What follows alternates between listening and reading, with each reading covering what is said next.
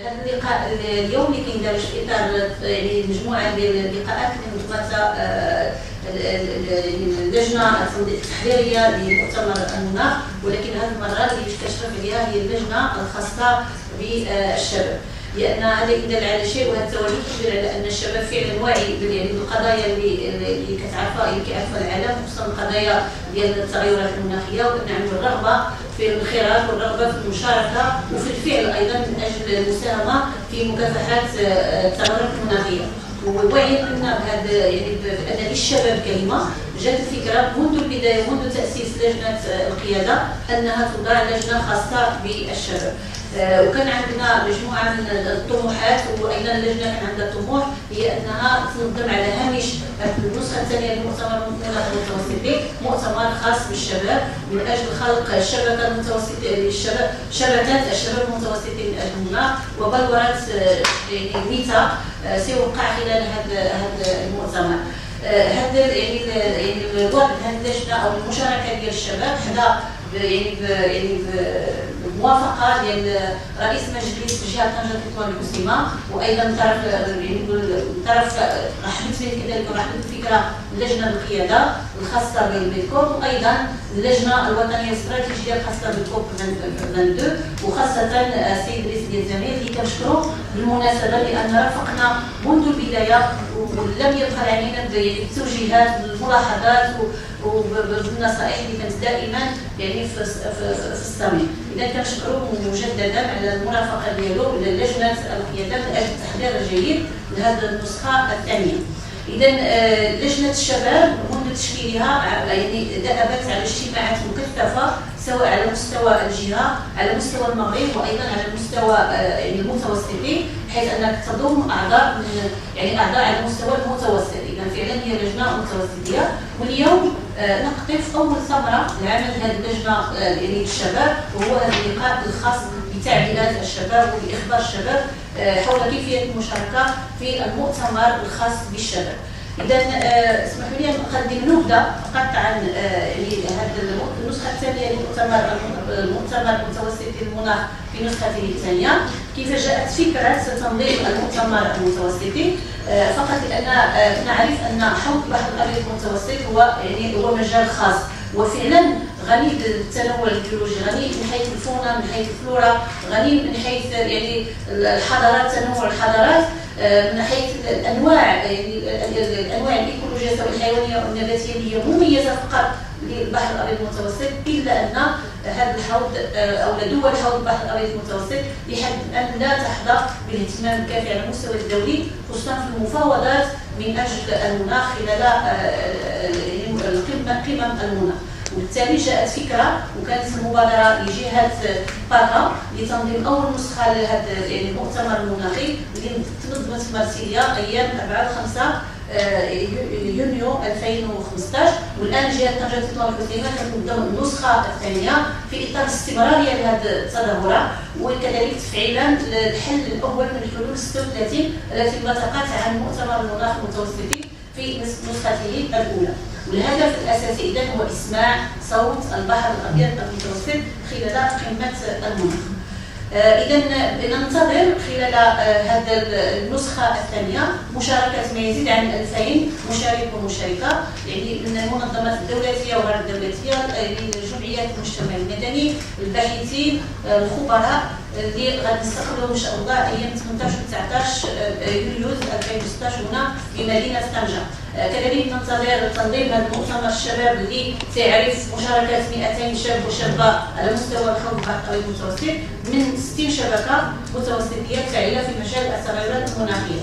كذلك ننتظر ان نصل الى ميثاق يوقع خلال هذا المؤتمر، وميثاق خاص بالجهات وبالمدن، يعني برؤساء الجهات وكذلك عمداء المدن حول البحر الابيض المتوسط، يعني كيتمحور حول النموذج ديال الحكمه البيئيه المجاليه اللي يعني كتصب في كون ان البعد المناخي يجب ان يكون حاضرا في جميع مخططات البرامج التنميه المجاليه.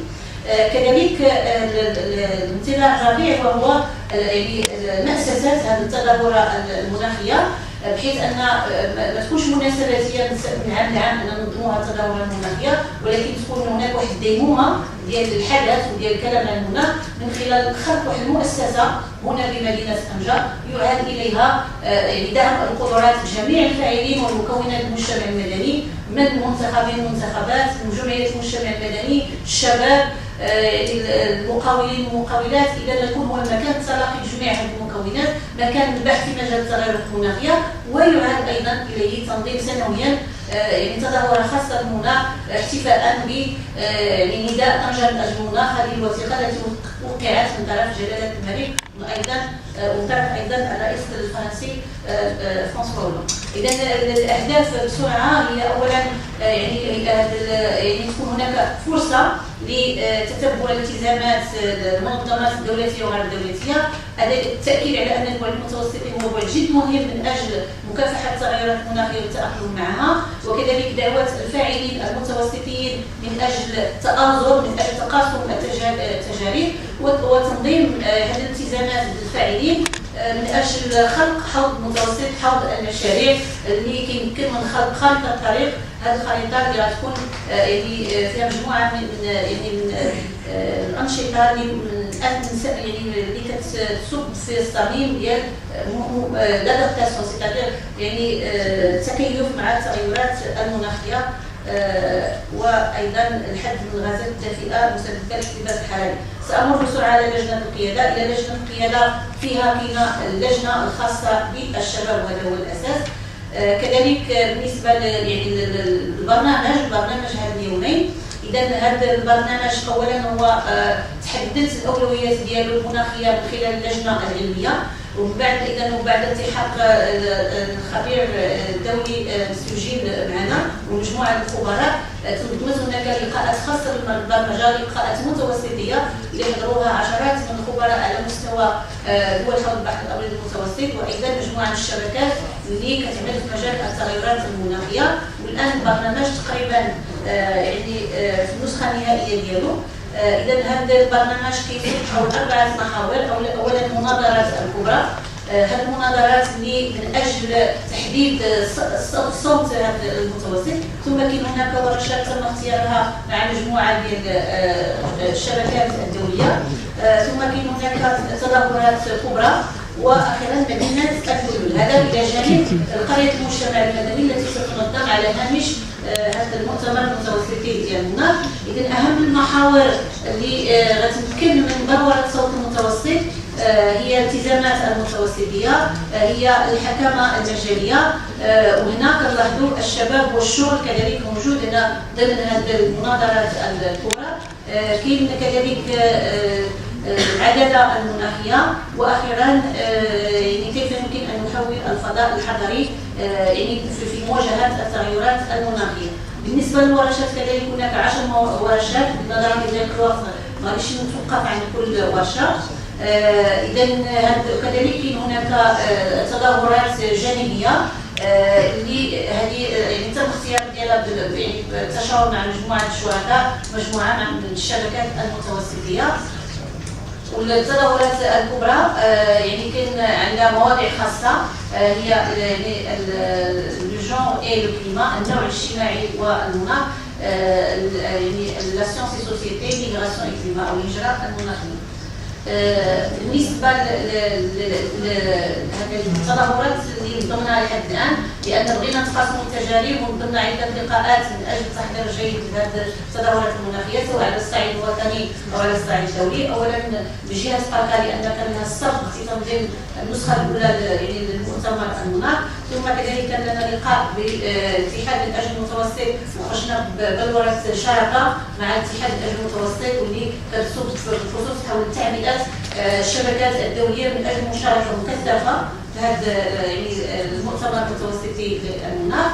كذلك كانت هناك لقاءات متعدده على مستوى الوطني على استجهاد دائما من اجل تقديم يعني هذه النسخه ديال لاميركو، وايضا من اجل التباحث في سبل التعاون والتعبئه الممكنه.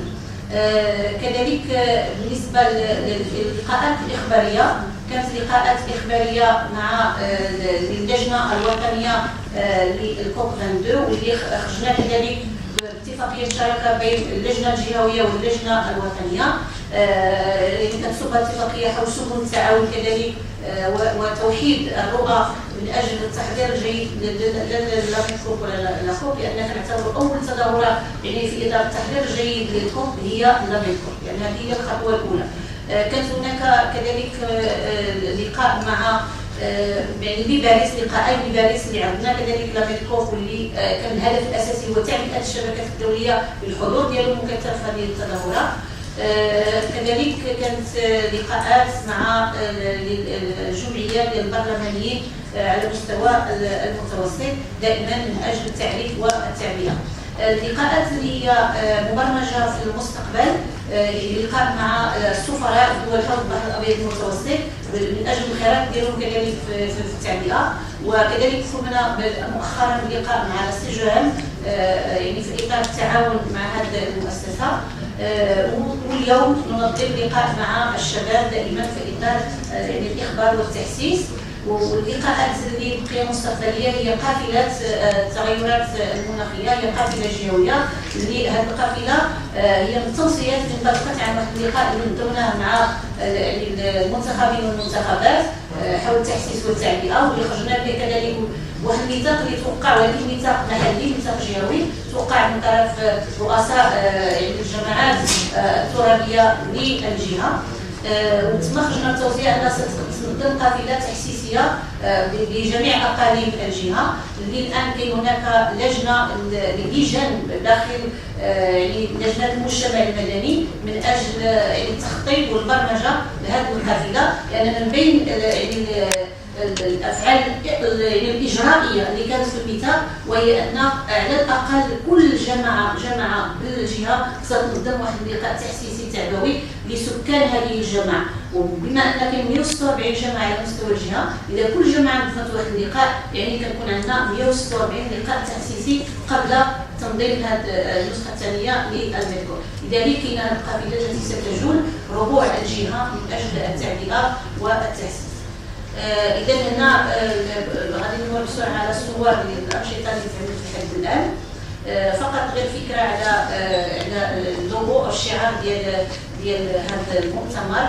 اولا هو ميدكو كليما، دونك حيدنا ديك 22 لان كيعمل لابس شحال الناس كتلاحظوا بان 22 هي النسخه 22 الوغ هي هو النسخه الثانيه، ولكن 22 هي يعني نسبه لا كوب 22 اللي غتكون في مراكش. كما كانت لا ميدكو 21 اللي كانت النسخه الاولى، كان الرقم 21 هو نسبه لا كوب 21 اللي كانت انعقدت في باريس. دونك حنا تفاديا لهذا اللبس حيدنا 22 وسمينا ميدكو كليما طونجي 2016. اذا علاش هذا الشعار اخترنا هذا؟ لان فيه الوان الطبيعه، الاخضر بالنسبه للارض، الازرق بالنسبه للسماء وبالنسبه للبحر، وكاين نماذج من يعني الكائنات الحيه سواء النباتيه او الحيوانيه الجويه والبريه والبحريه. وكذلك كيفرق هذه اللونين حرف ان على شكل موجه، ومان ان لان لا ميديتيراني، والموجه لان لا ميديتيراني هو حوض بحري. لهذا كان هذا اللوغو. وشكرا.